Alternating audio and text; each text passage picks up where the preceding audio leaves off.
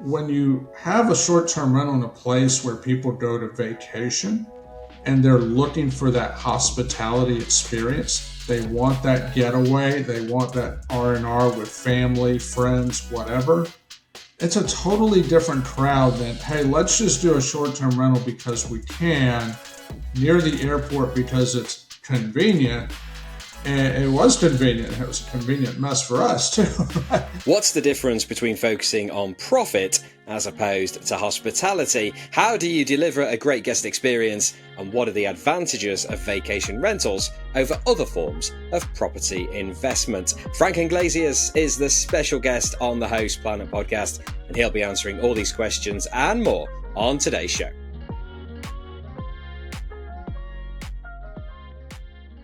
Frank, thank you for joining us on the Host Planet podcast. Let's talk about your journey in vacation rentals, specifically your light bulb moment when you went from focusing on profits to delivering great hospitality. Tell us that story. Yeah, absolutely. First of all, thank you, James, for having me on the show. And gosh, the light bulb moment, there's probably a few, but the one that always seems to come to mind first is the day we had a short-term rental in Atlanta. We didn't have it very long. We had just finished a renovation, roughly $110,000, $20,000, somewhere around that space. So it was a nice house, and it was near the airport, and the lender we had for it was like, hey, yeah, I'll hang out on a long-term note and do cash flow, and you can make money on Airbnb, and it's good. Everybody was good. So we put it up and we got bookings relatively quickly. And what we noticed was the neighbors started complaining. Now, keep in mind, the neighbor, I'm not sure if they ever complained while we were doing this big remodel on the house. We spent 120 grand. That's a lot. Obviously, there's a lot of banging going on. But now all of a sudden, I'm hearing from the neighbor a bunch. And I'm like, what is going on? And one of our guests was like, well, they had a need. I don't remember. I think it was like the cable TV was like not working on one of the TVs or something. And I happened to be in the area because we had other projects going on. So I stopped by the house to take a look. And it was supposed to be, if I recall, 6 guests because it was a 3-bedroom house, which would have been normal. I walked in. There's at least 12 guys there. Right, and they're there, and they weren't exactly all dressed in their Sunday best clothes, right? Like some of them barely dressed at all. I'm like, thank God I wasn't a woman, right? And so, and I'm like, why is there so many people here? Now, I didn't blurt that out. Maybe I should have in retrospect. But in my mind, I'm thinking, what is going on here? What's going on? And I remember and I did a walk through the house while I addressed the issue, and I noticed our tile floor in one of the bathrooms had a hole in it. Not a cracked tile, not, a grout problem. Like there is a hole straight through the tile. Now this tile is like new, and it takes a lot of work to break through a piece of tile clean like that. And I did not ask how they did it. Again, in retrospect, maybe I should have. But I left the house that day and I thought to myself, this is insane. What is going on? I got a cranky neighbor. These people are not respecting the property. The cranky neighbor was really not cranky. They were telling the truth. This was a problem. And apparently was not just limited to this particular batch of guests. And I sat there and we ended up getting rid of that house. We only had it as an STR for 4 months, and then we just sold it, got rid of it. I think we sold it at a loss. It was like we were done. And I remember thinking to myself, and I don't remember if it was that exact day or shortly after, but I was like, I've had more problems in this short amount of time than I did having a lake house for 9 years. What's the difference? And at the time, it wasn't still 9 years. It might have been, 5 or 6 at the time. But regardless. And as I look back now, I'm like, you know what? When you have a short-term rental in a place where people go to vacation and they're looking for that hospitality experience. They want that getaway. They want that R&R with family, friends, whatever. It's a totally different crowd than, hey, let's just do a short-term rental because we can near the airport because it's convenient. And it was convenient. It was a convenient mess for us too. And I realized this is two totally different sets of clients. And to this day, I enjoy serving the people that they're going on a getaway and they're looking for that rental home to have an experience versus let's go hang out with double the occupancy and a bunch of extra Xboxes just, I guess, because we can. So how do you go about now delivering that great guest experience? And I guess like when you're thinking of investing in a property as well, what are you looking for in terms of the location and the actual unit itself? So let's start with the second question. The second question, what am I looking for? I'm looking for properties in areas that are touristy. Like these are places people want to go. Maybe it's in the mountains, the beach. I mean, I've never bought one in Las Vegas, but I'd be open to Las Vegas, right? Just places where people go where the primary mission is vacation. Okay, they want to relax. They want to go to Disney World. They want to go to the beach. They want to go to the mountains. They could go. I was thinking of seeing a property recently near a place called Monmouth Cave, which is kind of in the central U.S. Not a huge touristy, but some tourism. I was like, okay, well, if there's some there, maybe that could work for a little smaller project. Places where people, that clientele, they're going to generally respect the property. Now, when I had a lake house, did I have the occasional people that got maybe a little too tipsy with the alcohol? I mean, yes, but I could count in 9 years, I could count it on one hand. Because even the tipsy people know to pick up after themselves the following morning, generally speaking. Okay, real talk now for all you hosts out there. You know that moment when your guest messages you again with, hey, what's the Wi-Fi code? Or you're staring at 5 different calendars, wondering if you've accidentally double booked the cottage. Yes, we've all been there. That's why here at Host Planner, we recommend Hostfully. It's basically your rentals control center. It handles bookings across all the big platforms, syncs your calendars to ensure there are no double bookings, automates guest messages, and even creates these really slick digital guidebooks that stop all the repeat questions. Honestly, it just makes your life easier and keeps your guests happier, helping you achieve those all-important 5-star reviews. And here is a little bonus. If you're a Host Planet listener, you can get $500 off onboarding for Hostfully's property management software and 30% off digital guidebooks for life. Just hit the link in the show notes and use the codes PLANET500 for the PMS and Host Planet GB for the guidebooks. And if you'd like a proper walkthrough, there's also a link to book a demo with Frank Iglesias from Hostfully. He will show you how it all works. Less stress, more bookings, sorted with Hostfully. Talk to us about your wider property journey as well, because I know you're investing in like different types of property. So just tell us like how vacation rentals compares to your other investments that you're doing. You know, we don't treat it that much differently in the terms of how we buy it. Okay, buying a property, okay, does the property have equity? Yes or no? Does it cash flow? Yes or no? And if it does cash flow, can it cash flow as a long-term rental, not just a short-term, as a backup strategy? But we start with equity because when equity, I'm sorry, let me rephrase this. If cash flow goes away, equity saves you. If you have no equity and no cash flow, we have what we scientifically call a real serious problem. Okay, you got to have something there because if you have to sell for some reason, you don't have the cash flow, you don't have equity. This is a bad day.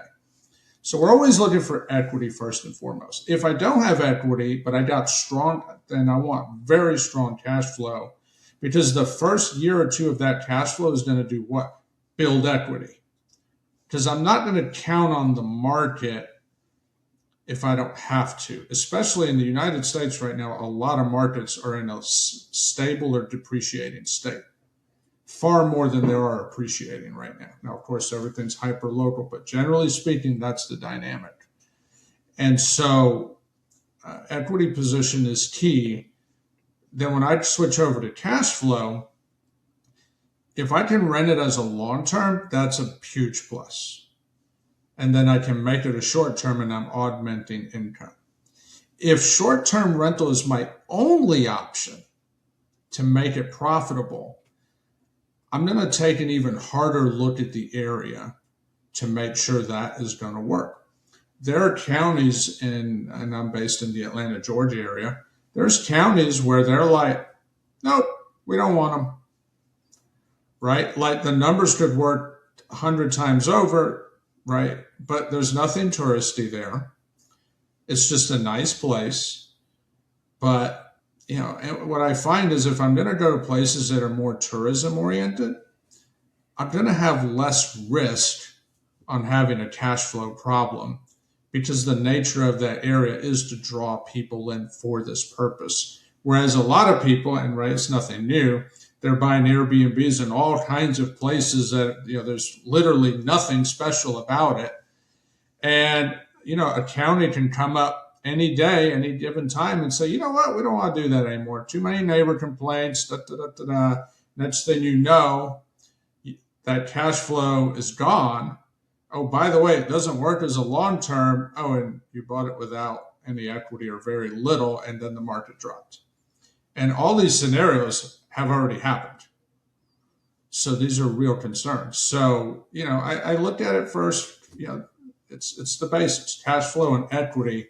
Short-term rental is really just augmenting what should already be a good deal. In terms of doing your research, then, if somebody approaches you and says, "Hey, Frank, I'm thinking of buying my first short-term rental," what would your advice to be to them in terms of doing their research? What do they have to make sure they get right before they make that big commitment? The very first is understand you're buying a business. And if you've never done this business, you're getting into the hospitality business, not the real estate business. The real estate is just a subset of the hospitality business. Now, the real estate business is an important part, because if you get that wrong, it's going to be very stressful being hospitable. And it's hard to be a good host if you're stressed. So going back to my last point, if you get those numbers right, it's a lot easier to be better at being hospitable, because you're not stressing the fundamentals of the real estate. But understand you're getting into a business where it's not passive. Even if you have team members doing everything, someone's got to manage the team members. So it's not me, it's an active business. And the better you are at it, the more active it is, right? Because you're going to have guests coming in and out, churning and so forth. Yeah, sometimes you get these long-term guests that are there for a month or two, which is great because it's almost like you're taking a break from the property. But you certainly aren't going to build your model around that, generally speaking. Now, maybe in some places you can do that. I don't know that, maybe, but certainly not any place I've bought where I could do that. But it's a business. First and foremost, learn some fundamentals about business, irrespective of real estate, because business is business. Real estate's just a vehicle sitting on top of it. Your short-term rental business is evolving fast, but how do you keep up with the latest regulation, tax changes, and industry trends? The answer is to attend the House Planet Roadshow, which is coming to a city near you in 2026. This is the UK's premier event for holiday let professionals, supported by the Short-Term Accommodation Association, Price Labs, and the Women in Short-Term Rentals community. This is your essential opportunity for learning, networking, and expert insight. Starting in Cornwall on the 5th of February, you'll spend a full day mastering compliance, optimizing your revenue strategies, and sharing lessons learned with your peers. After Cornwall, we'll be in Portsmouth on the 4th of March and London on the 23rd of April. That's the day after the Short Stay Summit. Later in the year, we'll be heading to Nottingham, Bath, Chester and Edinburgh. So don't navigate the complex 2026 market alone. Learn from the leaders driving the industry forward and shape the short-term rental conversation in your market. Tickets are just £40 each and available now from our website. Head to houseplanner.club for further details. And in terms of hospitality then, and you've touched on this a few times in terms of guest experience and making sure that you are a great host, how do you prioritize being a great host? How do you deliver that great guest experience? So what I've learned is just don't do it alone. Don't do it alone. My wife assists with it. She's better at hospitality than me. We'll just go ahead and get that out there. One of my siblings is involved in it. She's pretty good at being hospitable. And so, that allows for not depending on one person for quick response. Quick response is a big one. And once they're committed as guests, we live in a world that's so addicted to technology, but I'm sorry, phone trumps everything. It just does. 10 times out of 10, I can't think of an issue we've had in all the years doing short-term rental that a problem was not resolved on a phone call. But I can tell you plenty of mix-ups over electronic messaging that lead to the need for a phone call. So I think it's really important to understand electronic messaging it's great. It's a wonderful tool. We would never go back to a world without texting and messaging, but it's not the be-all, end-all. And sometimes our guests, when they hear another human, their stress level literally drops immediately. When it's a common example, and we get this one a handful of times a year. It's midnight. The drive-in took long. The flight was delayed. They're 5 hours late or whatever. They're tired. They're exhausted. And for some reason, the lockbox code is not working. Right? Like, that is not the time to have that. So to be able to respond quickly, do we want a text message at midnight? Nobody does. But the reality is, if it comes in, you got to respond. And so when it comes in, a lot of times we'll just go straight to the phone because we know they're exhausted. They don't want to go back and forth. It's like, let's just have a quick call. Hey, make sure you do this. 99 times out of 100, they just had two numbers mixed up and go, oh, I'm sorry, I'm tired. All good, no problem. And you save that. So if you can anticipate what kind of state might they, you can't anticipate everything, but we all know if someone's arriving super late, they're probably tired. You could save a lot by just getting on the phone real fast and get this done quick. We've all had those experiences, haven't we? When somebody arrives and I've definitely had they can't work the lockbox, and I remember, thankfully, my rentals are just around the corner, and I went round and he'd been there, he had all his family there, they're all stood, they can't work out what to do, and I just kind of did it, and it opened, and he's like, he couldn't believe how simple it was. But yeah, sometimes. You mentioned tech there as well. I'm interested, there's so much tech in the short-term rental industry now, whether it's dynamic pricing platforms, whether it's property management software, whether it's monitoring devices for monitoring noise monitoring, AI responses, all this kind of thing, digital guidebooks. What's the tech that you use, and what would you advise people to look at if they were starting out in short-term rentals? Well, if you're starting out, in the US, VRBO, Airbnb already give you so much built into their platform.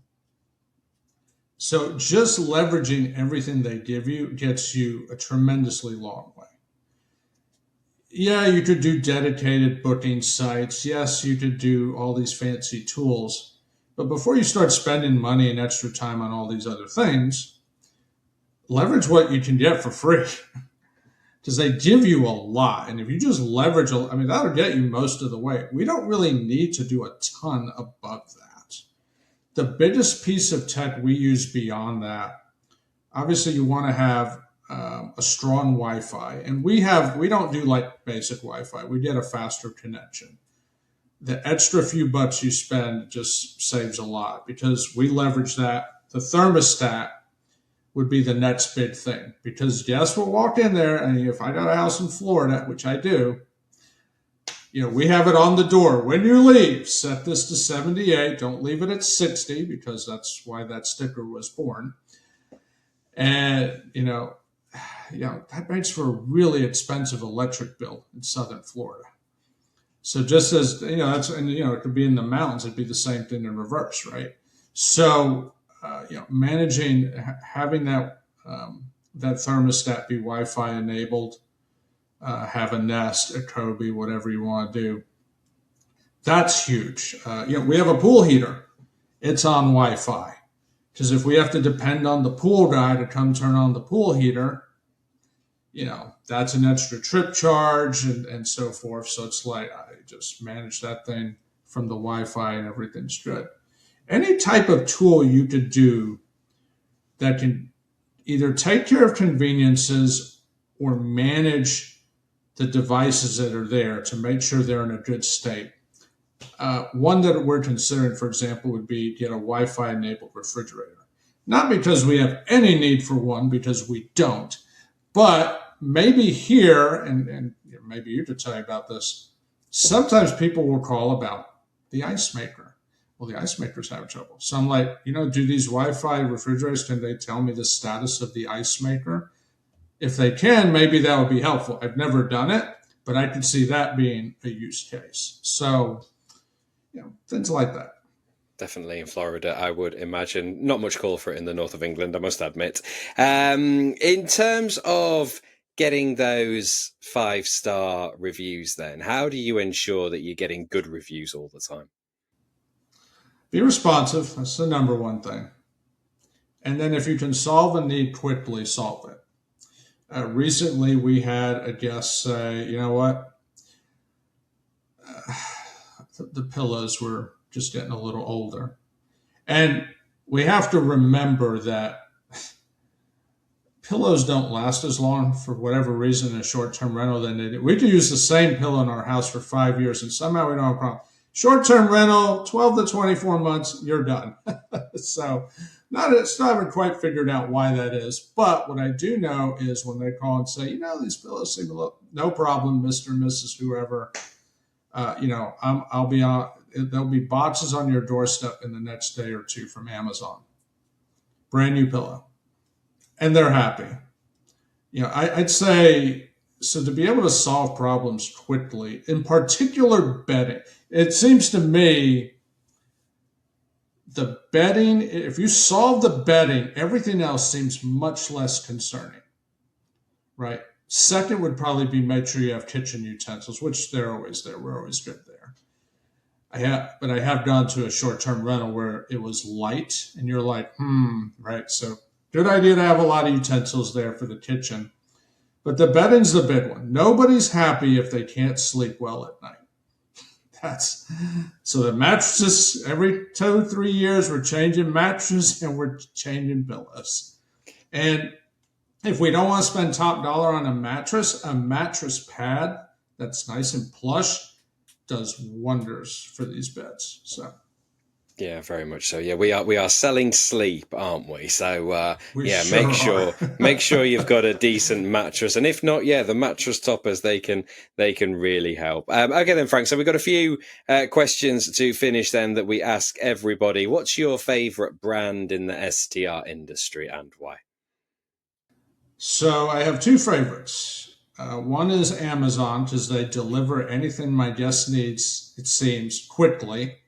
Sometimes even same day, that's going to vary by market, of course. And then if not, then it's the two local ones. Walmart, because every guest needs a Walmart for whatever, no matter where I've done short-term rental, that's probably the number one local question. Where's Walmart?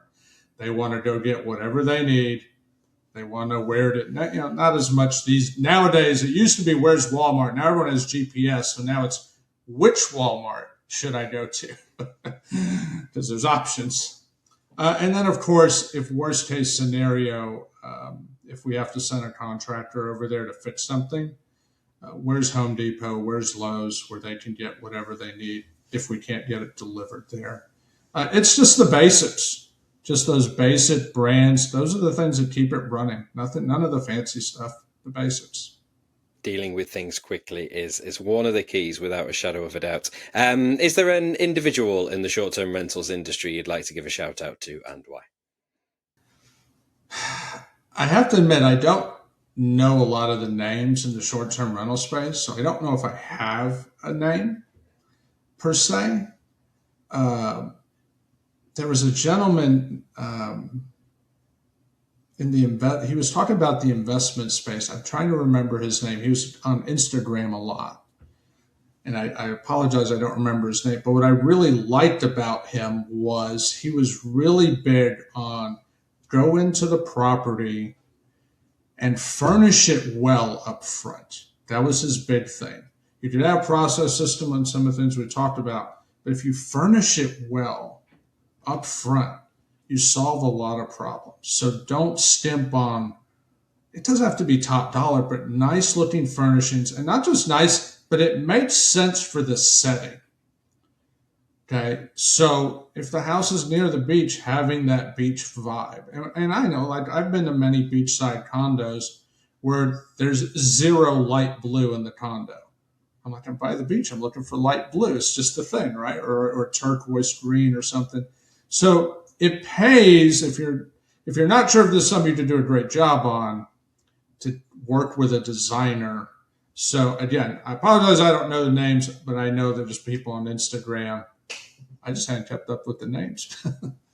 But there's great content out there. Yeah. I think that's great advice. Like you say, kitting it out properly at the start, and working with an interior designer if you can to get your property right, for the location and for the guests that you want to attract. I think that's really, really good points. Final question then, Frank. So your biggest lesson learned from your property investment journey?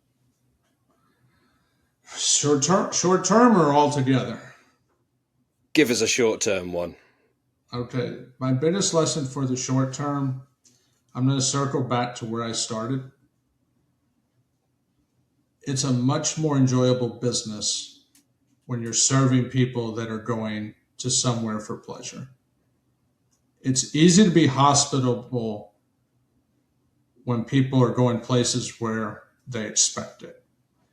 When you do and I've done short-term rentals in other cities that were not touristy, that expectation doesn't exist, and it creates a completely different kind of a utilitarian experience. It almost feels like a long-term rental, except now you're having to deal with everything more often versus a hospitality experience. So I think that's what I'd say. Circle back to the beginning and really know what it is you want from the short-term rental business. And I conclude by saying, make sure you enjoy serving people, because really at the end of the day, that's what you're doing. Absolutely. It is hospitality, people. We couldn't stress that enough. Frank, it's been a real pleasure. Thank you for joining us on the Host Planet podcast. Awesome. Thank you. I appreciate it. Great to chat to Frank Iglesias there. I hope you found that discussion useful. That's just about it for today's episode. Remember, this podcast is brought to you in collaboration with Hostfully, which is trusted by short-term rental professionals across the globe. As a House Planet listener, you get 2 exclusive offers. $500 off onboarding for Hostfully's property management software. Just use the code PLANET500 and 30% off digital guidebooks for life. Use the code HostPlanetGB. To grab these deals, click the link in the show notes or head to hostfully.com. For more free education, tips and trends from the STR industry, visit hostplanet.club, where you can sign up for our newsletter, listen to our podcasts, and download a suite of ebooks for hosts and property managers. That's it for today's episode. Until next time, happy hosting.